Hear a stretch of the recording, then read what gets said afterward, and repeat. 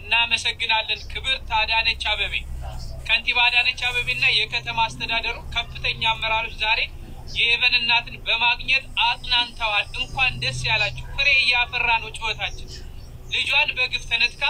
ባለፈው አንድ አመት ፍትህ ሳታገኝ ለቆየችው እህታችን የፍትህ ሂደቱን ለመከታተል ያለችበት ሁኔታ የተሻለ እንዲሆንላትና ተጋላጭነቷን ለመቀነስ እንዲመች የከተማ አስተዳደሩ አንድ የመንግስት የመኖሪያ ቤት እንዲሁም በሙያዋ እዚሁ አዲስ አበባ ውስጥ እንድትሰራ ማመቻቸቱን ከንቲባ አዳነች አቤቤ ተናግሯል። እጅግ ደስ የሚል ይበል የሚያሰኝ ነው። በህብረት ስንጮህ እንዲህ አይነት መፍትሄዎችን እናመጣለን። የጸንቤባን ጉዳይ የሁላችን ጉዳይ በመሆኑ ድርጊቱ ተገቢውን ፍትህ ማግኘት የሌሎች ህፃናትን ተጋላጭነት ለመቀነስ አስተዋጽኦ ያለው ነው ያሉት ከንቲባ አዳነች የዚህ አይነት ጭካኔ የተሞላበት ድርጊት እንዳይፈጸም የማህበረሰቡ የአመለካከት ለውጥ እንዲመጣና ችግሩ የጋራ ጉዳይ በመሆኑ ሁላችንም ኃላፊነታችን ልንወጣ ይገባል ብለዋል ክብርት አዳነች አቤቤ። በደንብ ይሄን ቪዲዮ ኮፒ ሊንክ ሼር አድርጉት። እግዚአብሔር ይመስገን ገና ነው ደግሞ ፍትህ ያላችሁ ጆያ አርካቦኒ ሆርዶታ ከበጀምቶት ቻናል ዩቲዩብ ያስካለች ዘለት ያርገምዳኒ ጅርጅርቱ አንዘራ ነገር የበለታወቂ ትንሽው ከነገ ፈያቂ ሰንታታኒ አራሙ ዋንገመቹቲ ኡጋዱበት ባይ ተኩኑ ተፈላጅቹ ዳጋ ኩማርጋ ጅተን ኩማ ዳጊ ጃኒ ፖለቲከኛ ገደን ለፔንሺ ጫቤ አራሙ ባይ ተኩ ገመደ ጅርቲ እንግዲህ አማ በጋዋቂ ረብን ሺ ገመቺ ዘ አማታ ያው ማዳን ሺን ቆሩ እንግዲህ አማታ አመናዩ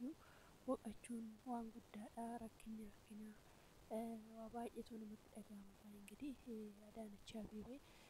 ዋቂዩሲ ያይብሱ ነመይ ቢሆንቱ ዳይጋ ኦፕሬቲንግ ወይ ማን ሺራ ኮርሲቴቲ ጅርቲ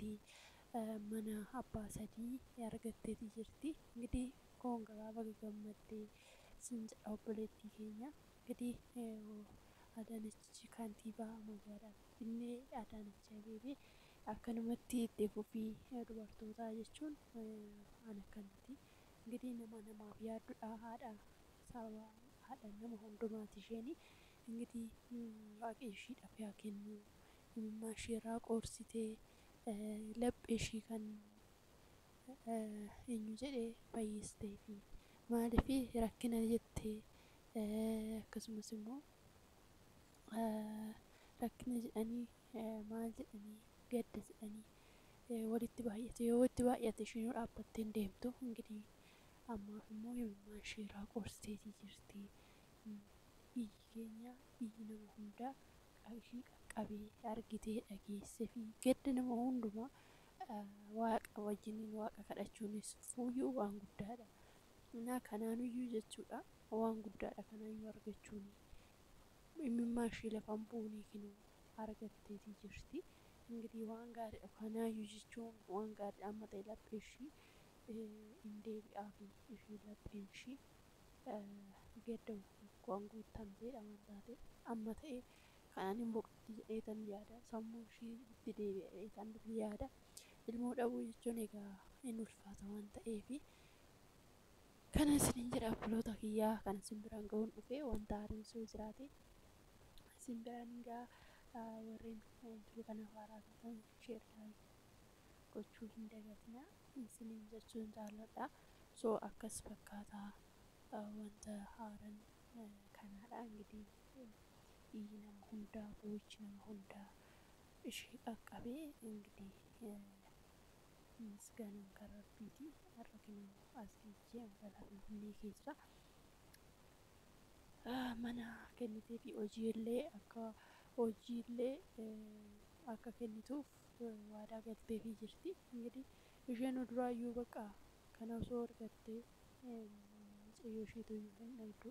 rakkinni kaawwan nama gooliin qabdu walii gadi fakkaachuutti ilmoo isheetu iyyuu dhabde እንግዲህ kana isiniin jedha obboloota kiyyaa warreen hin dhageenye kana simbiraan ga'e soo akkas fakkaataa ammoo iyyuu dhugaa dubbachuu fuulli ishee maal ibsanii kana argattee ifa fuula isheetii arguun waan guddaadha nama baay'ee maallaqni cabse nama baay'ee dhagaameen beeknu jechuudha yaa akkuma beektanii waan akkana dhagaameen beekamu soo akkasii isheen immoo har'aa kinu lapheen ishii ni deebi'aaf jedheetan yaada amma ta'e jechuudha akkuma beekamu ilmoo akkasiin kichuu tana dhabdee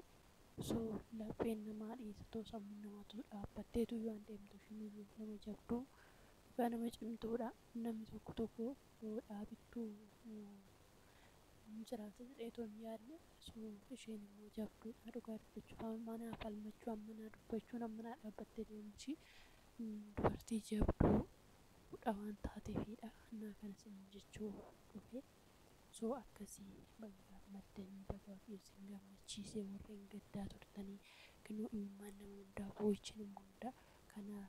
agarsiisee jira soo kuni ganaadha እንግዲህ obboleettiin keenya sammuu isheetiin deebiti jedheetan yaada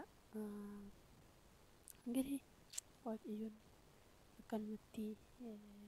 ilmoo isheedhaaf isaa takka'u dhugaa dubbachuu fi gaddii ishee gadda namoota hundumaati dubartoota hundumaati waan ta'eef kanaaf kana isiniin jechuun jaalladha maaliif jennaan dubartiin tokko qofa yoo kophaa ishee gadditu boodas nurras maaltu jedhanii yaaduun xiinxaloonni barbaachisa jechuudha namoonni kun simbiluu kanaa sa'anis hin jiru bakka osoo hin galiniifis kanaa sa'an baay'eetu jiru እንግዲህ soo akkasin jechuun jaalladha እንግዲህ ani baay'ee tokkoon gammadee dhugaa dubbachuu baay'ee kana argan dhugaayyuu natti fakkaanii amman peejii ishee Adaanachii irra galee ilaalutti soo dhugaa natti fakkaachuu dide kanaafiyyuu